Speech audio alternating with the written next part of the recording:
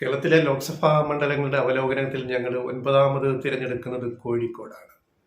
കോഴിക്കോട് പ്രധാന മത്സരം UDF-ഉം LDF-ഉം തമ്മിലായിരിക്കും.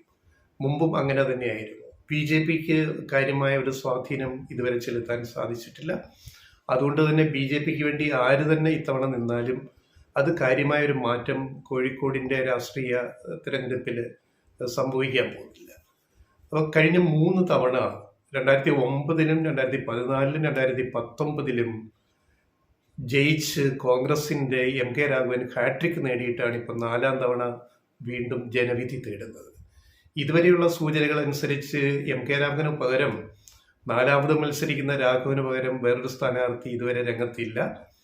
ന്യായമായിട്ടും രാഘവനെ തന്നെ കോൺഗ്രസ് പ്രഖ്യാപിക്കുമെന്നാണ് നമ്മൾ വിലയിരുത്തുന്നത്. ഇത്തവണ LDF-ന്റെ സ്ഥാനാർത്ഥി ശക്തനാണ്, അതിശക്തനാണ്. ഇളമരം കരീം. ഇളമരം ചെറിയ മരമല്ല, വൻമരമാണ്. രാഷ്ട്രീയ പ്രയോഗത്തിലും പരിചയത്തിലും അനുഭവ സമ്പത്തിലുമൊക്കെ. അതുകൊണ്ട് ഇത്തവണ കടുത്ത മത്സരം തന്നെയാണ് MK രാഘവനെ നേരിടേണ്ടി വരിക എന്ന് ഉറപ്പിക്കാം. അപ്പോൾ ഈ കഴിഞ്ഞ 3 തിരഞ്ഞെടുപ്പുകളിലെ ആ ഒരു ഡാറ്റ കണക്കുകളൂടെ നോക്കിയാൽ പിന്നെ ഇപ്പോൾ കഴിഞ്ഞ 2 വർഷം മുമ്പ് നടന്ന അസംബ്ലി തിരഞ്ഞെടുപ്പിലും അസംബ്ലി സെഗ്മെന്റ് 7 മണ്ഡലങ്ങളിൽ ജയിച്ചു വന്ന ആ ഒരു അത് നോക്കിക്കഴിഞ്ഞാൽ ഇനി വരാൻ പോകുന്ന എന്താണെന്നൊരു ഏറെക്കൊരു ഊഹം നമുക്ക് കിട്ടും. അപ്പം അതിലേക്ക് വരാം. 2019 MK രാഘവന് നല്ല ഭൂരിപക്ഷം കിട്ടിയിരുന്നു. ശരിക്കും പറഞ്ഞാൽ 85,225 വോട്ടിൻ്റെ ഭൂരിപക്ഷമുണ്ട്. ഈ 3 തവണ മത്സരിച്ച് ജയിച്ച രാഘവന് കിട്ടിയ ഏറ്റവും വലിയ ഭൂരിപക്ഷം ഈ കഴിഞ്ഞ തിരഞ്ഞെടുപ്പിലായിരുന്നു. LDF-ന്റെ സ്ഥാനാർത്ഥി യുവനേതാവായ CPM-ന്റെ യുവനേതാവായ പ്രദീപ് കുമാർ മുൻ MLA ആയിരുന്നു.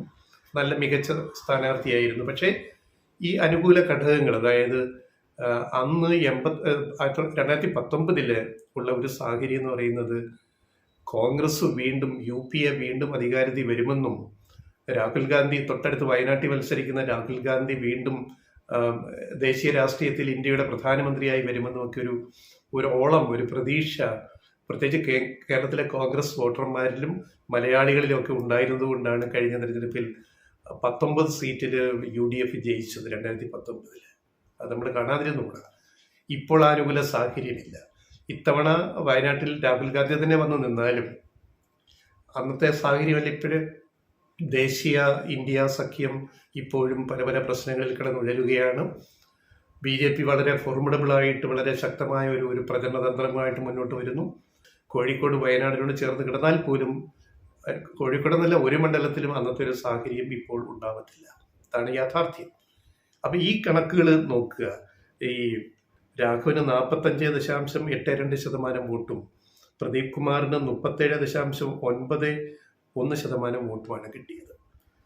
വോട്ടുകളുടെ എണ്ണം പറഞ്ഞാൽ, പോൾ ചെയ്ത വോട്ടുകളുടെ എണ്ണം പറഞ്ഞാൽ 4,93,444 വോട്ടുകൾ രാഘവന് കിട്ടി. പ്രദീപ് കുമാറിന് 4,80,219, അതായത് ഭൂരിപക്ഷം 85,225. പിന്നെ BJP-യുടെ പ്രകാശ് ബാബു ഒരു മത്സരം കാഴ്ചവെക്കാൻ നോക്കിയെങ്കിലും 1,61,216 വോട്ടുകൾ വരെയാണ്, 14.97%.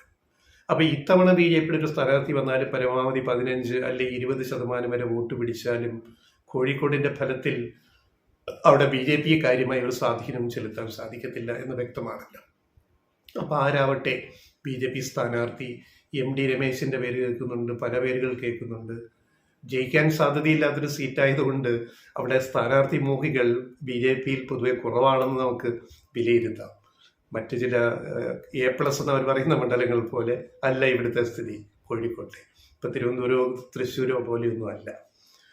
ഇനി 2014 ഇത് വരുമ്പോൾ അന്ന് ഇത്രയും ഭൂരിപക്ഷം അന്ന് കിട്ടിയില്ല. അന്ന് വെറും 16,883 വോട്ടിൻ്റെ ഭൂരിപക്ഷത്തിനാണ് 2014 MK രാഘവൻ ജയിക്കുന്നത്. അദ്ദേഹത്തിന് 33.64% വോട്ടും എതിർ സ്ഥാനാർത്ഥിയായിരുന്ന ഇപ്പോൾ CPM-ന്റെ പോളിറ്റ് ബ്യൂറോ അംഗമായ പാലക്കാട്ട് മത്സരിക്കുന്ന വിജയരാഘവന് 32.21% വോട്ടുമാണ് കിട്ടിയത്. അതിൻ്റെ വോട്ടിൻ്റെ എണ്ണം പറഞ്ഞാൽ 3,97,615 രാഘവന്, വിജയരാഘവന് 3,80,732 വോട്ടുകൾ. അന്ന് ബി ജെ പിയുടെ മുൻ സംസ്ഥാന പ്രസിഡന്റ് CK പത്മനാഭനാണ് BJP സ്ഥാനാർത്ഥിയായിട്ട് മത്സരിച്ചത് 2014 കോഴിക്കോട്. 1,15,760 വോട്ടാണ് അദ്ദേഹം നേടിയത്. അതായത് 10% തികച്ചില്ല, 9.79% മാത്രം. പിന്നെ മറ്റുള്ളവർ അന്ന് ആപ്പ് മത്സരിച്ച്, ആപ്പിന്റെ ഒരു സമയമായിരുന്നു, 13,000 സംതിങ് വോട്ട് ആപ്പ് പിടിച്ചുള്ളൂ, മറ്റാരും അത്ര കാര്യമായിട്ടൊന്നുമില്ല.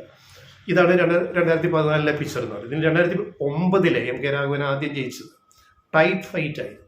അത് നമ്മൾ കാണാതിരുന്നുകൂടാ. അന്ന് MK രാഘവൻ വെറും 838 വോട്ടിനാണ് ജയിച്ചത്.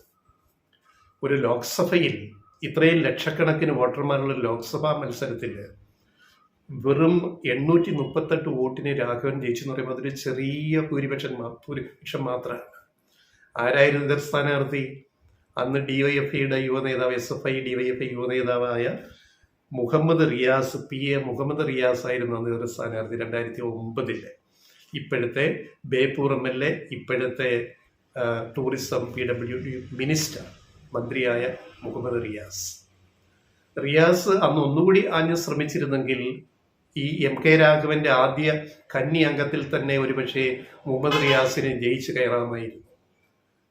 പാർട്ടി മെഷീനറി, ഇലക്ഷൻ മെഷീനറി ഒന്നുകൂടി എണ്ണയിട്ട യന്ത്രം പോലെ പ്രവർത്തിച്ചിരുന്നെങ്കിൽ. പക്ഷെ ഫലം തന്നെയാണ്. ഓരോട്ടിന് തോറ്റാലും ഓരോട്ടിന് ജയിച്ചാലും അത് ഫലം തന്നെയാണ്. പക്ഷെ നമ്മളതിൻ്റെ ഒരു സാധ്യതകൾ നമ്മൾ പറഞ്ഞു എന്ന് മാത്രമേ ഉള്ളൂ. അപ്പൊ അങ്ങനെയാണ് 2009 ചരിത്രം എന്ന് പറയുന്നത്. പിന്നെ ഇനി ഇതിലെ അസംബ്ലി സെഗ്മെന്റ്സ് നോക്കുക, അത് പ്രധാനമാണ്. കാരണം 2021 അസംബ്ലി തെരഞ്ഞെടുപ്പിൽ വളരെ മിന്നുന്ന പ്രകടനമാണ് LDF ഇടതുമുന്നണി കോഴിക്കോട് ലോക്സഭാ സീറ്റ് ഉൾപ്പെടുന്ന അസംബ്ലി സീറ്റുകളിൽ, ലോക്സഭാ സീറ്റിൽ ഉൾപ്പെടുന്ന അസംബ്ലി സീറ്റുകളിൽ മിന്നുന്ന പ്രകടനമാണ് കാഴ്ചവെച്ചത്. 7 മണ്ഡലങ്ങളിൽ 6 LDF ജയിച്ചു എന്നുള്ളതാണ് ഈ കഴിഞ്ഞ അസംബ്ലി തെരഞ്ഞെടുപ്പിൽ. എന്നിട്ടാണ് ഇപ്പൊ ലോക്സഭ ഇലക്ഷൻ വരുന്നത്. അപ്പോൾ 2019 പിക്ചർ ചിത്രത്തിൽ നിന്ന് വളരെ വ്യത്യസ്തമാണ് 2024 ചിത്രം എന്ന് പറയുന്നത്. അത് MK രാഘവന് എന്ന കോൺഗ്രസ് സ്ഥാനാർത്ഥിക്ക്, സിറ്റിംഗ് MP അത്ര അനുകൂലമല്ല. പിന്നെ ഇളമരം കരീം വളരെ ശക്തനായ ഒരു സ്ഥാനാർത്ഥി കൂടിയാണ് ഇടതുപക്ഷത്ത് വന്ന് നിൽക്കുന്നത് എന്നതും BJP ഒരു പ്ലേ ഗ്രൗണ്ടിൽ ഒരു വലിയ ഫോഴ്സ് അല്ല എന്നതും കാര്യങ്ങൾ എങ്ങനെയൊക്കെ പോകുന്നു നമുക്ക് ഊഹിക്കാൻ പറ്റും. ഈ 7 അസംബ്ലി മണ്ഡലങ്ങളിൽ ബാലുശ്ശേരിയിൽ LDF ജയിച്ചു കഴിഞ്ഞ ഇലക്ഷനിൽ. KM സച്ചിൻ ദേവാണ് അവിടുത്തെ MLA. എലത്തൂര് AK ശശീന്ദ്രൻ, ഇപ്പോഴത്തെ വനം വകുപ്പ് മന്ത്രി. കോഴിക്കോട് നോർത്തില് തോട്ടത്തിൽ രവീന്ദ്രൻ CPMന്റെ MLA. കോഴിക്കോട് സൗത്തില് അഹമ്മദ് ദേവർകോവിൽ, അടുത്ത കാലം വരെ തുറമുഖ വകുപ്പ് മന്ത്രിയായിരുന്ന മികച്ച പ്രകടനം കാഴ്ചവെച്ച ദേവർകോവില്. പിന്നെ ബേപ്പൂര് മുഹമ്മദ് റിയാസ്, ഇപ്പോഴത്തെ മന്ത്രി. കുന്നമംഗലത്ത് PTA റഹീം, ഇടതുപക്ഷം, INL ഇന്റർനാഷണൽ ലീഗിന്റെ MLA. പിന്നെ കൊടുവള്ളിയിൽ മാത്രമാണ് UDF ജയിച്ചത്, അതായത് ലീഗിന്റെ പ്രധാന നേതാവായ ഡോക്ടർ MK മുനീർ. അപ്പൊ 7 അസംബ്ലി മണ്ഡലങ്ങളിൽ 6ലും ജയിച്ചത് LDF ആണ് കഴിഞ്ഞ അസംബ്ലി തെരഞ്ഞെടുപ്പിൽ. ഒരൊറ്റ സീറ്റിൽ മാത്രമേ UDFന് ജയിക്കാൻ സാധിച്ചിട്ടുള്ളൂ. അപ്പോൾ ഇതിൽ നമുക്ക് കാര്യങ്ങൾ എന്താണെന്ന് ഊഹിക്കാൻ പറ്റും വരാൻ പോകുന്നത്. അങ്ങനെ LDFന് അനുകൂലമായ ഒരു മേൽക്കൈ ഇപ്പോഴാ മണ്ഡലത്തിൽ ഉണ്ട്. ലോക്സഭാ മണ്ഡലം കോഴിക്കോടുണ്ട്.